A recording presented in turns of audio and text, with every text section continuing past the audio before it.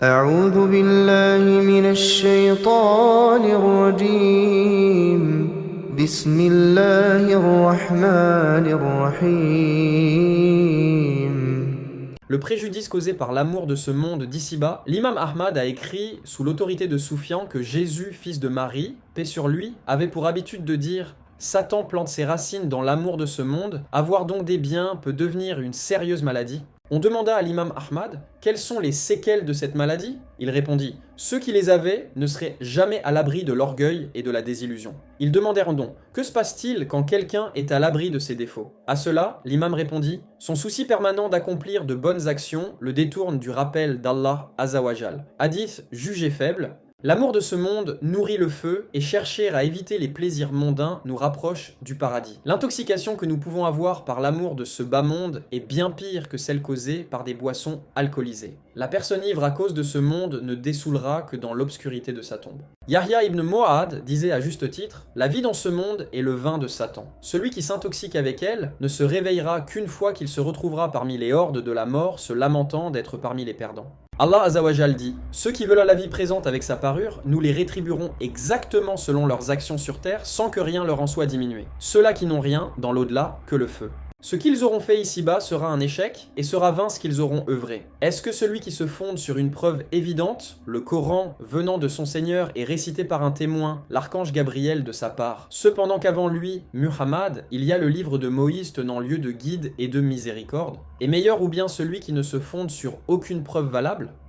Ceux-là y croient, mais quiconque d'entre les factions n'y croit pas aura le feu comme rendez-vous. Ne sois donc pas en doute au sujet de ceci, le Coran. Oui, c'est la vérité venant de ton Seigneur, mais la plupart des gens n'y croient pas. Sourate 11, versets 15-17. De nombreux hadiths font mention de ceci. L'un d'eux a été transmis par Abu Huraira, qu'Allah l'agrée, qui a dit « J'ai entendu le messager d'Allah sallallahu alayhi wa sallam dire « Le premier homme qui sera jugé le jour du jugement dernier sera un homme qui est mort martyr. » On l'emmènera devant Allah Azawajal et le Créateur lui demandera de recompter ses bénédictions. L'homme s'exécutera. Allah Azawajal lui demandera donc « Quelles étaient tes habitudes ?» L'homme répondra « J'ai combattu pour toi jusqu'à ma mort. » Allah Azawajal lui dira « Tu as dit un mensonge. Tu as combattu afin que l'on dise de toi que tu étais un brave combattant, et c'est ainsi que l'on t'appela. Des ordres seront donnés contre lui et il sera jeté en enfer, face vers le bas. » On fera venir par la suite un homme récitant le Coran et qui aurait acquis un très grand savoir. Arrivé devant Allah Azawajal, il lui demandera à son tour de recompter les bénédictions dont il fut l'objet et c'est ainsi qu'il s'exécutera. Le Créateur lui demandera enfin « Quelles étaient tes habitudes ?» Il répondra « J'ai acquis du savoir et je l'ai transmis,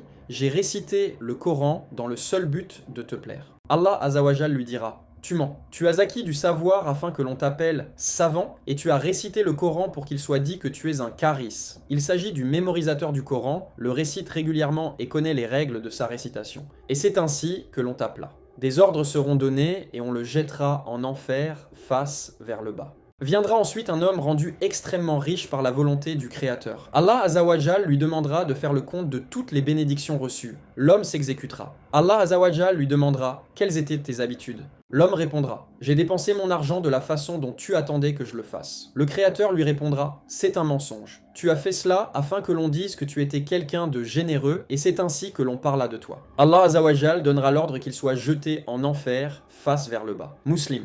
Dans ce hadith, nous pouvons apprécier comment l'amour pour ce bas monde a déchu ces trois hommes de la récompense qu'ils pensaient mériter, en les menant les premiers tout droit en enfer. Le repentir sincère. Ô vous qui avez cru, repentez-vous à Allah d'un repentir sincère. Il se peut que votre Seigneur vous efface vos fautes et qu'il vous fasse entrer dans des jardins sous lesquels coulent les ruisseaux, le jour où Allah épargnera l'ignominie aux prophètes et à ceux qui croient avec lui. Leur lumière courra devant eux et à leur droite, ils diront « Seigneur, parfais-nous notre lumière et pardonne-nous, car tu es omnipotent. » Sourate 66, verset 8. Pour que le repentir soit véritable et sincère, il doit être dépourvu de tromperie ou de mensonge. Al-Hassan al-Basri a dit « Il s'agit du moment où l'on regrette ce qui s'est passé et on prend la ferme résolution de ne plus jamais recommencer. » Al-Kalbi nous informe que la repentance est réelle quand le serviteur demande pardon avec sa langue, qu'il le regrette dans son cœur et quand il retient volontairement ses membres. Ibn al-Qayyim a dit « Être sincère dans sa repentance implique trois choses. On doit inclure toutes les mauvaises actions,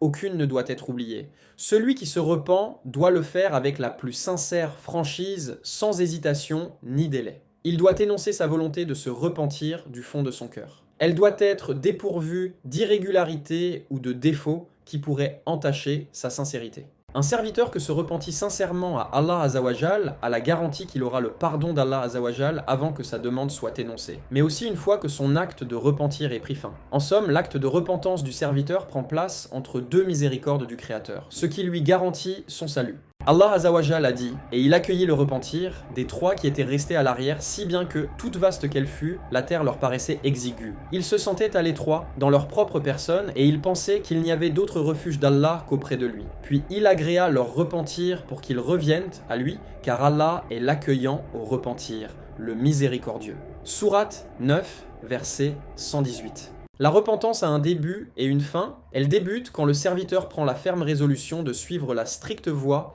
qu'Allah Azawajal lui a commandé de suivre. Et voilà mon chemin dans toute sa rectitude. Suivez le don et ne suivez pas les sentiers qui vous écartent de sa voie. Voilà ce qu'il vous enjoint. Ainsi atteindrez-vous la piété. Sourate 6, verset 153. Elle prend fin quand on retourne vers lui le jour qu'on l'a décrété pour nous. Quiconque se tourne vers lui dans cette vie, Allah Azawajal se tournera vers lui et le récompensera au moment venu. Et quiconque se repent et accomplit une bonne œuvre, c'est vers Allah qu'aboutira son retour. Sourate 25, verset 71. Ici s'achève ce rappel, nous prions Allah Azawajal d'accepter cette œuvre et de nous pardonner nos oublis. Il est certes le très clément par essence. Toutes les louanges sont pour Allah Azawajal, Seigneur des mondes. Que les prières d'Allah soient sur le prophète Muhammad, sa famille purifiée et tous ses nobles compagnons. Le serviteur de Dieu Azawajal Hassan Hamdouni